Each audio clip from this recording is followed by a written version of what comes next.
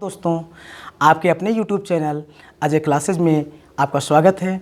My name is Subhash Kumar Patel और आज student मैं आपको फिजिक्स पढ़ाऊंगा। जैसा कि स्टूडेंट आप लोग जानते हैं कि हमें जो है किसी भी सब्जेक्ट को पढ़ने से पहले उसके बारे में ठीक ढंग से सही तरीके से उसे समझ लेना चाहिए कि आखिर वो सब्जेक्ट क्या है, उसके अंतर्गत हम क्या पढ़ेंगे, उस सब्जेक्ट की मेन मीनिंग क्या है या उस सब्जेक्ट का नामकरण कैसे हुआ, उसको कितने पार्टों में डिवाइड किया गया है। सबसे पहले हम इस पर ध्यान देते हैं, इस पर विचार करते हैं। तो आइए स्टार्ट करते हैं और जानते हैं कि फिजिक्स क्या है, व्हाट इज़ द फिजिक्स, और इसको कितने पार्टों में डिवाइड किया गया है और इसके जनक कौन हैं और फिजिक्स शब्द की उत्पत्ति कहाँ से हुई। ठीक है, तो आइए स्टार्ट करते हैं और जानते हैं फिजिक्स के बारे में। फिजिक्स, सबसे पहले जो फिजिक्स शब्द है, जैसा कि आप लोग जानते हैं, फिजिक्स शब्द ग्रीक भाषा के फ्यूसिस शब्द से बना। फ्यूसिस शब्द जिसका अर्थ होता है प्रकृति,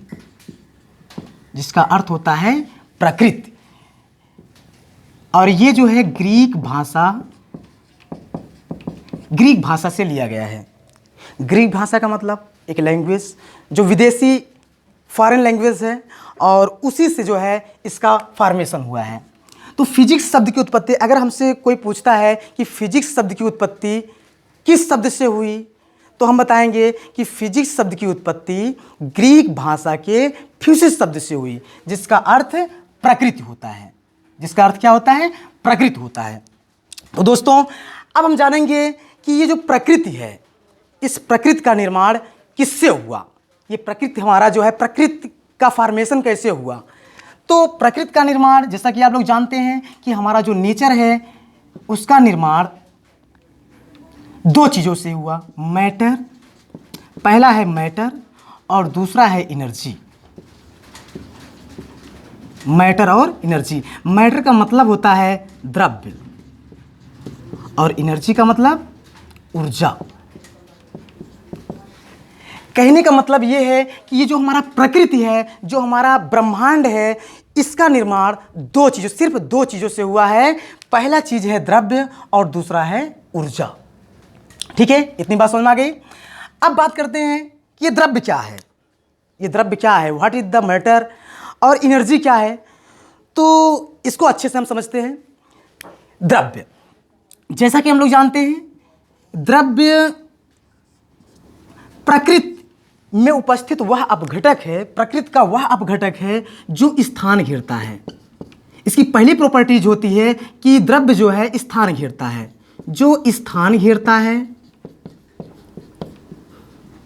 घेरता है। और दूसरी प्रॉपर्टीज जिसमें भार होता है,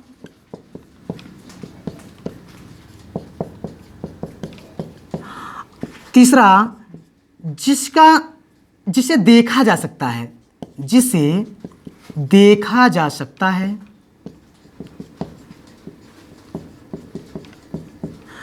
चौथी प्रॉपर्टीज जिसका अनुभव हम अपनी ज्ञानेंद्रियों द्वारा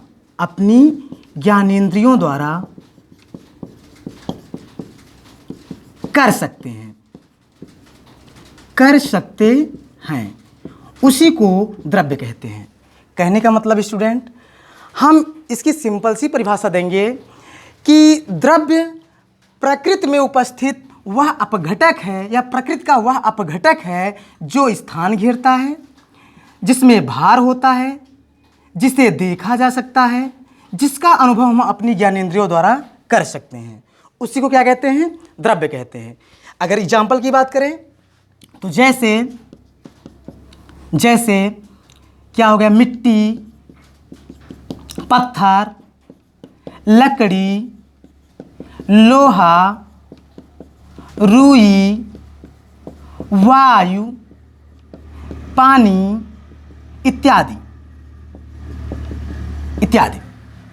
तो ये सब सारे के सारे क्या हैं? द्रव्य हैं। तो इन सब में ये खासियत पाई जाती है। हाँ, कहीं न कहीं बच्चों के मन में एक द्रव्य को लेकर सदैव संदेह रहता है कि सर जी ने बताया कि इसे देखा जा सकता है, तो यहाँ पर एक चीज़ है वायु। तो बच्चों वायु एक ऐसा द्रव्य है, वायु एक ऐसा मैटर है जिसमें सिर्फ एक प्रॉपर्टीज नहीं पाई जाती है, मतलब देखने की प्रॉपर्टीज। वायु को सिर्फ देखा नहीं जा सकता है ना। और बाकी जो है रही बात ये स्थान घेरने की, तो वायु भी स्थान घेरता है। और भार की बात किया जाए तो भार उसमें भी होता है, और इसका अनुभव भी किया जा सकता है। सिर्फ एक प्रॉपर्टीज नहीं होती है, वायु को देखा नहीं जा सकता। बाकी जितने भी मैटर हैं, सारे के सारे मैटर को हम लोग देख सकते हैं, सारे के सारे मैटर स्थान घेरते हैं, सभी मैटरों में भार होता है, और सबका अनुभव हम अपनी ज्ञानेंद्रियों द्वारा कर सकते हैं। जैसे वायु के बारे में थोड़ी सी बात कर लें। अगर वायु के बारे में बात करें कि वायु स्थान घेरता है कि नहीं घेरता है, तो आप इसको एक्सपेरिमेंट के माध्यम से देख सकते हैं। आप क्या करिए, एक गुब्बारा लीजिए और गुब्बारे में एयर डालिए, ठीक है, एयर को भरिए। देखेंगे धीरे धीरे गुब्बारे का साइज बढ़ता जाएगा, और अगर उसमें एयर हम उसकी मात्रा से अधिक भर देंगे तो क्या होगा, गुब्बारा फट जाएगा। तो कहीं ना कहीं इस बात की पुष्टि हुई यहाँ पे कि एयर भी, हवा भी स्थान घेरता है। अगर स्थान ना घेरता तो गुब्बारा ना फटता। तो कहीं ना कहीं उसको जो है जितना स्थान चाहिए उतना स्थान नहीं मिल पाया, जिसकी वजह से गुब्बारा फट गया। और इसके भार की बात करें तो आप इसका एक्सपेरिमेंट कैसे करेंगे। इसके प्रयोग के लिए आप क्या करेंगे, एक गुब्बारा लेंगे जिसको किसी भौतिक तुला की सहायता से पहले, हवा भरने से पहले तौल लेंगे, और उसका जो भी मान आएगा उसको आप लिख लेंगे। फिर उसके बाद क्या करेंगे, उसमें एयर को भरिए और फिर उसको भौतिक तुला पर तौलिए। अब देखिए आपको कुछ न कुछ अंतर मिलेगा, और ये जो अंतर है यही तो है वायु का भार। स्पष्ट हो गया कि वायु में भी भार होता है। ठीक है, इतनी बात समझ में आ गई होगी। तो बच्चों अब बात करते हैं हम एनर्जी की, कि एनर्जी क्या है। ये जो हमारे नेचर में मैटर और एनर्जी की बात करते हैं कि मैटर और एनर्जी से मिलकर हमारे नेचर का फॉर्मेशन हुआ है, तो ये एनर्जी क्या है। तो आइए देखते हैं। बच्चों आप एनर्जी को याद करने के लिए सिर्फ इतना सा दिमाग में रखो, जो कुछ मतलब द्रव्य नहीं है वही क्या है, एनर्जी है। द्रव्य के बाद जो बचता है वही एनर्जी है। तो हम अगर इसी को नकारात्मक भाव के साथ लिख दें, जो भी मैंने प्रॉपर्टीज द्रव्य के लिए लिखा है, अगर इसको नकारात्मक भाव के साथ लिख दें तो वो क्या हो जाएगा, एनर्जी हो जाएगा। जैसे हम देखते हैं एनर्जी के लिए हम लोग ऐसे कह सकते हैं कि जो स्थान नहीं घेरता, जो स्थान नहीं घेरता, जो स्थान नहीं घेरता। दूसरी बात, जिसमें भार नहीं होता, जिसमें भार नहीं होता। तीसरा, जिसे देखा नहीं जा सकता, जिसे देखा नहीं जा सकता। चौथा, हाँ स्टूडेंट्स, एनर्जी को सिर्फ जो है, एनर्जी में एक प्रॉपर्टीज होती है कि एनर्जी को महसूस किया जा सकता है। एनर्जी को सिर्फ महसूस किया जा सकता है। मतलब हम लोग लिख सकते हैं यहां पर, जिसे सिर्फ महसूस किया जा सकता है, किया जा सकता है। अगर इसके एग्जाम्पल की बात करें तो जैसे क्या हो गया, प्रकाश, ध्वनि, प्रकाश हो गया, ध्वनि हो गई, विद्युत, गतिज ऊर्जा, ये क्या है, ऊर्जाएं हैं, गतिज ऊर्जा इत्यादि etc। ठीक है, तो प्रकाश, ध्वनि, विद्युत ऊर्जा, गतिज ऊर्जा, स्थितिज ऊर्जा, तमाम ऊर्जाएं हैं। ठीक है, तो ये सब क्या है, एनर्जियां हैं, ऊर्जा हैं। और अगर जो है जैसे इसको समझना हो कि किस तरीके से हम इसको महसूस करते हैं, जैसे आप प्रकाश को ले लीजिए। प्रकाश अदृश्य होता है, दिखता नहीं है, लेकिन जैसे ही प्रकाश आता है हमें वस्तुएं दिखाई देने लगती हैं, तो हमें एहसास हो जाता है यहाँ प्रकाश जो है उपस्थित है। अगर हम बात कर लें ध्वनि की, ध्वनि क्या होता है, ध्वनि एक प्रकार की एनर्जी है। इसको हम कैसे महसूस करेंगे, अगर हमारे कानों को कुछ सुनाई दे रहा है तो इसका मतलब हम लोग समझ जाएंगे कि यहाँ पे जो है ध्वनि ही ऊर्जा है, क्योंकि कानों के माध्यम से हम ध्वनि ऊर्जा को ही सुनते हैं। ठीक है, तो आशा है आप लोगों को ये बातें जो है समझ में आ गई होंगी। अब हम आगे बात करते हैं कि फिजिक्स को कितने पार्टों में डिवाइड किया गया। सॉरी, आपको एक बात और भी बता दें कि जैसे आप लोगों ने यहाँ देखा कि भौतिक फिजिक्स को जो है मतलब ग्रीक भाषा के फ्यूसिस शब्द से बनाया गया है। फिजिक्स शब्द का फॉर्मेशन ग्रीक भाषा के फ्यूसिस शब्द से बनाया गया है, और जो फ्यूसिस है उसका निर्माण मैटर और एनर्जी से हुआ है। फ्यूसिस का निर्माण मैटर और एनर्जी से हुआ है। तो यहाँ से इस बात की भी पुष्टि हो जाती है, ये बात भी हमारा क्लियर हो जाता है कि भौतिक विज्ञान के अंतर्गत हम क्या पढ़ते हैं। तो स्टूडेंट, ये बात आपके दिमाग में होना चाहिए कि भौतिक विज्ञान के अंतर्गत हम मैटर और एनर्जी के बारे में पढ़ते हैं। अगर इसकी डिफिनीशन की बात करें तो आप इसकी डिफिनीशन इस प्रकार से दे सकते हैं कि भौतिक विज्ञान की वह शाखा है जिसके अंतर्गत द्रव्य और ऊर्जा के विभिन्न स्वरूपों, मैं यहां पे लिख देता हूं डिफिनीशन,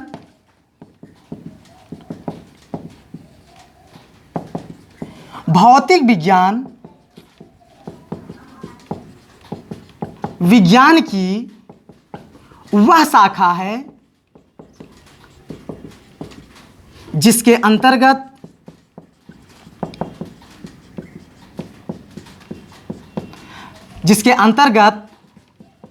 द्रव्यों एवं ऊर्जाओं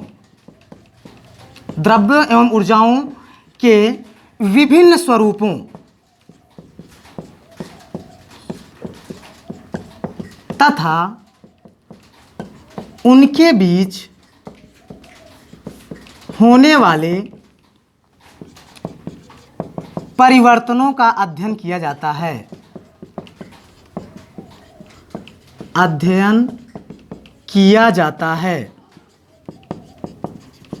ठीक है। तो भौतिक विज्ञान की डिफिनीशन की बात करें तो भौतिक विज्ञान की डिफिनीशन बेहद सरल है। आपको अभी हमने बताया कि प्रकृति का निर्माण द्रव्य और ऊर्जा से हुआ है। तो जो प्रकृति है, नेचर है, उसका जो फॉर्मेशन हुआ है द्रव्य और ऊर्जा से हुआ है, और इन्हीं द्रव्य और ऊर्जा का अध्ययन, मतलब इन्हीं द्रव्यों और ऊर्जाओं का अध्ययन हम फिजिक्स के अंतर्गत करते हैं। तो हम लोग कह सकते हैं कि भौतिक विज्ञान की वह शाखा है जिसके अंतर्गत द्रव्यों एवं ऊर्जाओं के विभिन्न स्वरूपों तथा इनके बीच होने वाले परिवर्तनों का अध्ययन किया जाता है। जैसा कि यहाँ पे मैंने कहा विभिन्न स्वरूपों, तो स्वरूप का मतलब यही हुआ स्टूडेंट कि जो है हमारा जो द्रव्य है वो किस किस रूप में है। तमाम अभी हमने आपको एग्जाम्पल की तरफ समझाया कि जो है पानी भी द्रव्य है, पत्थर भी द्रव्य है, और सब कुछ द्रव्य ही तो है जो स्थान घेरता है। और ऊर्जा, हमारी तमाम ऊर्जाएं हैं, वैद्युत ऊर्जा हो गया, स्थितिज ऊर्जा हो गया, गतिज ऊर्जा हो गया। तो ये इनके क्या है, विभिन्न स्वरूप हैं। तो इन स्वरूपों के बारे में और इनके बीच होने वाली घटनाओं के बारे में हम लोग अध्ययन करते हैं। ठीक है। तो अब बात करते हैं हम फिजिक्स के क्लासिफिकेशन की। फिजिक्स को कितने पार्टों में डिवाइड किया गया है।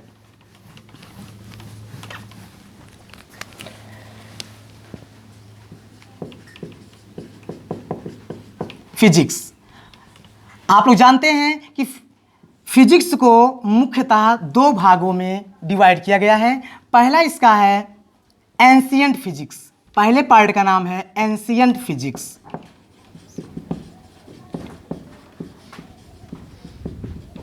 और दूसरे पार्ट का नाम है मॉडर्न फिजिक्स।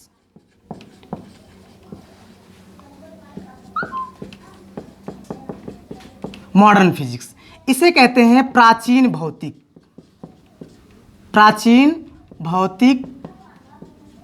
और इसे कहते हैं आधुनिक भौतिक।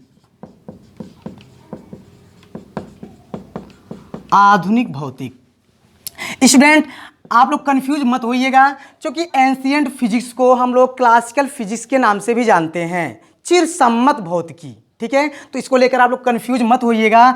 ये एंशिएंट फिजिक्स को हम लोग क्लासिकल फिजिक्स के नाम से भी जानते हैं, क्लासिकल फिजिक्स। तो मैं यहाँ नोट कर देता हूँ, क्लासिकल फिजिक्स मतलब चिरसम्मत भौतिकी। ठीक है। तो मुख्य रूप से फिजिक्स को दो पार्टों में डिवाइड किया गया है, ancient physics, modern physics. Ancient physics किसे कहते हैं? तो आपको सिंपल भाषा में इसको याद रखना है कि सन 1900 से पूर्व की जो भौतिकी है, सन 1900 से पूर्व की भौतिकी को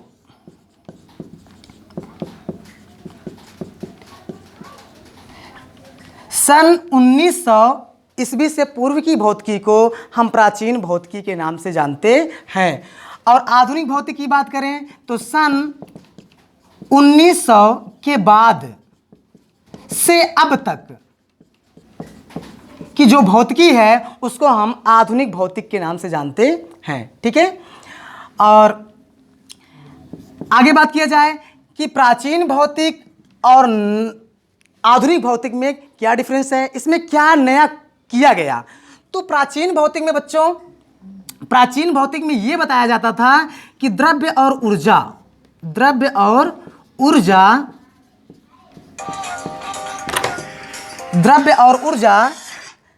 can not be converted to each other, मतलब द्रव्य और ऊर्जा को एक दूसरे में बदला नहीं जा सकता है। द्रव्य और ऊर्जा को एक दूसरे में इंटरचेंज नहीं किया जा सकता है। द्रव्य और ऊर्जा को एक दूसरे में नहीं बदला जा सकता है, नहीं बदला जा सकता है। ठीक है, इसके बारे में बताया गया द्रव्य और ऊर्जा को एक दूसरे में नहीं बदला जा सकता है।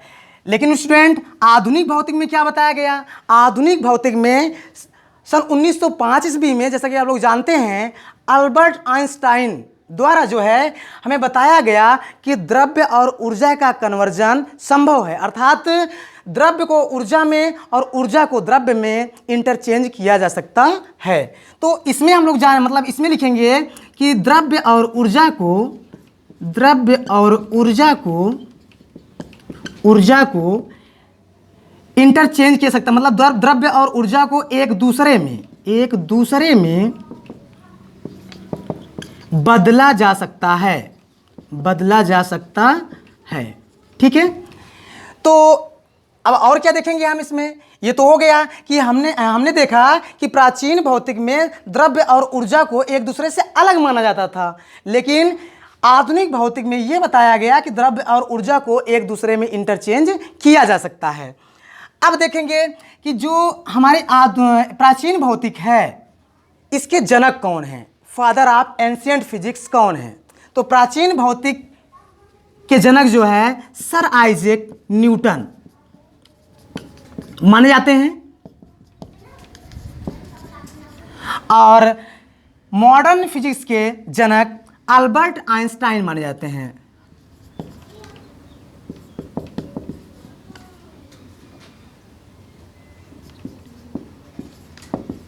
ठीक है, तो बच्चों ये आप समझ गए होंगे।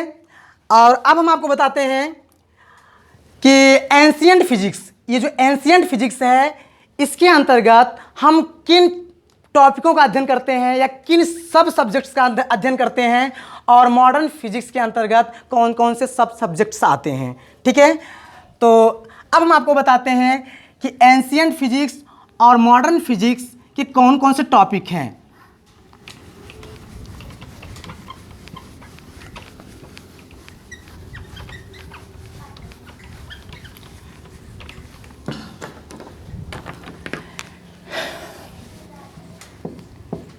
तो स्टूडेंट्स, जो एंशिएंट फिजिक्स है हमारी, एंशिएंट, और इधर मॉडर्न फिजिक्स। ठीक है, तो एंशिएंट फिजिक्स के अंतर्गत हम लोग मुख्य रूप से 5 उपशाखाओं का अध्ययन करते हैं, जिसमें पहला नंबर है मैकेनिक्स।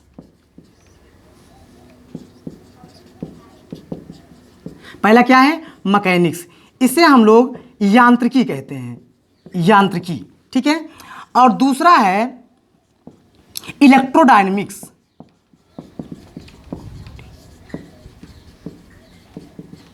इसे हम लोग कहते हैं वैद्युत गतिकी। वैद्युत गतिकी। तीसरा है थर्मोडायनेमिक्स।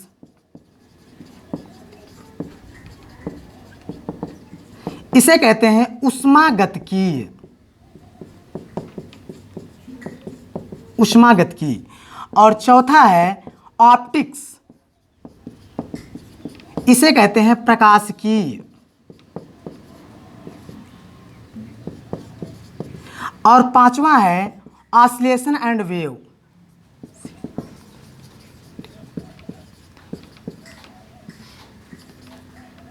ऑसिलेशन एंड वेव, इसे हम लोग कहते हैं दोलन एवं तरंग। दोलन एवं तरंग, ठीक है, दोलन एवं तरंग।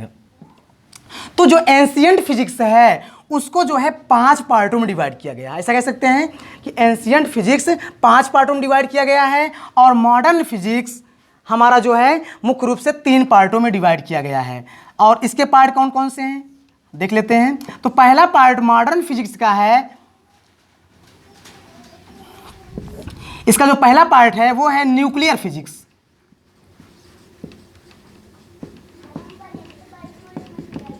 इसे हम लोग कहते हैं नाभिकीय भौतिक। इसे हम नाभिकीय भौतिक के नाम से जानते हैं। दूसरा है पार्टिकल फिजिक्स, और इसे हम कणीय भौतिक के नाम से जानते हैं। और तीसरा है क्वांटम फिजिक्स।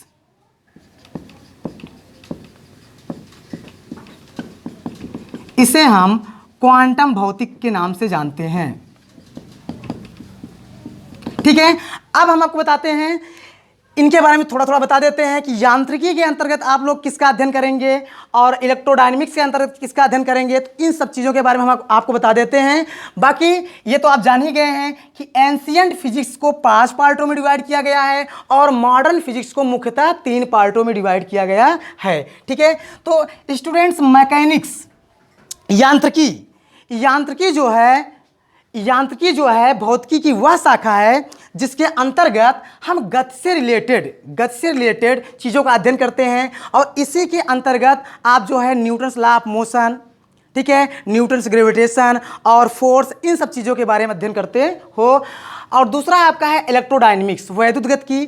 तो स्टूडेंट्स, अगर इसको जो है मोटे तौर पे देखा जाए तो इसके अंतर्गत आप विद्युत, इलेक्ट्रिक और मैग्नेट से रिलेटेड चीज़ों का, परिघटनाओं का अध्ययन करते हो। मतलब इलेक्ट्रिक और मैग्नेट से रिलेटेड जितनी भी चीज़ें होती हैं उनका अध्ययन हम लोग वैद्युत गतिकी के अंतर्गत करते हैं। फिर आता है आपका थर्मोडायनेमिक्स। तो थर्मोडायनेमिक्स एंशियंट साइंस फिजिक्स की वह शाखा है जिसके अंतर्गत ऊष्मा से रिलेटेड परिघटनाओं का अध्ययन करते हो। ऊष्मा से रिलेटेड का मतलब ऊष्मा क्या है, इसका संचरण क्या होता है, और इससे रिलेटेड जो भी यंत्र वगैरह बनाए गए हैं, जैसे फ्रिज हो गया, ठीक है, एसी हो गया, तो उन सब के बारे में अध्ययन करते हैं। फिर उसके बाद चौथा है ऑप्टिक्स, प्रकाशिकी। तो प्रकाशिकी का भी क्षेत्र बड़ा विशाल है। जैसा कि हम लोग प्रकाश के बारे में जानते हैं, इसकी बहुत सारी प्रॉपर्टीज़ हैं। तो प्रकाश की प्रॉपर्टीज़, प्रकाश क्या होता है, इससे रिलेटेड जितनी भी चीज़ें होती हैं, सूक्ष्मदर्शी, दूरदर्शी, इन सब चीज़ों का अध्ययन हम प्रकाशिकी के अंतर्गत करते हैं। फिर आपका जो है इसमें लास्ट वाला आता है ऑसिलेशन एंड वेव, दोलन एवं तरंग। अर्थात दोलन और तरंग में हम लोग जो है, दोलन और तरंग में हम ध्वनि से रिलेटेड जो भी चीज़ें होती हैं, जो उसके गुण होते हैं, प्रॉपर्टीज होते हैं, उनके बारे में अध्ययन करते हैं। और इधर हम मॉडर्न के बारे में बात कर लें तो न्यूक्लियर फिजिक्स जो होता है, नाभिकीय भौतिक, इसमें नाभिक क्या होता है, परमाणु का नाभिक क्या होता है, नाभिकीय कण क्या होते हैं, उनसे रिलेटेड उनके बीच जो भी क्रियाएं होती हैं उनका अध्ययन करते हैं। फिर आपका है पार्टिकल फिजिक्स, कणीय भौतिक। तो आप लोग जानते हैं कि जो द्रव्य का निर्माण हुआ है छोटे छोटे पार्टिकलों से हुआ है। तो जो पार्टिकल होता है, जो कण होता है, मतलब कण से मिलकर क्या बना, परमाणु बना, फिर परमाणु से मिलकर अणु बने, अणु से हमारे जो है द्रव्य का निर्माण हुआ। तो इसके अंतर्गत हम लोग कणों के बारे में, जो मूल कण होते हैं, इलेक्ट्रॉन, प्रोटॉन, न्यूट्रॉन, इन सब के बारे में अध्ययन करते हैं। और लास्ट वाला आपका है क्वांटम फिजिक्स, क्वांटम भौतिक। तो क्वांटम भौतिक विज्ञान की वह शाखा है जिसके अंतर्गत हम कण, परमाणु और नाभिकीय कण, छोटे छोटे पार्टिकलों के बारे में अध्ययन करते हैं, ठीक है। आशा है ये वीडियो आपको पसंद आया होगा। जितनी भी चीज़ें इसमें मैंने बताया आपको जो है बेहद पसंद आया होगा। तो आज के लिए बस इतना ही। थैंक यू, जय हिंद। फिर मुलाकात होगी आपसे अगले वीडियो में।